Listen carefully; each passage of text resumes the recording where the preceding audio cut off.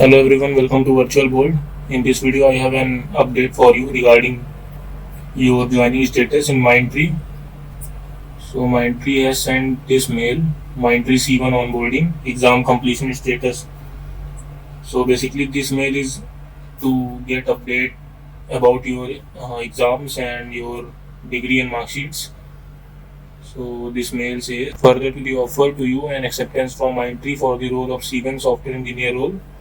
We require you to furnish the status of your final exam completion. Your completion status will enable us to plan the next steps and initiate your onboarding process swiftly. So this is a mail to get your exam completion details so that they can plan your onboarding details. So this is a form which looks like this. You have to enter your name as per Aadhaar, your roll number, your email ID, your phone number, and this is the question that when are your final examinations going to complete.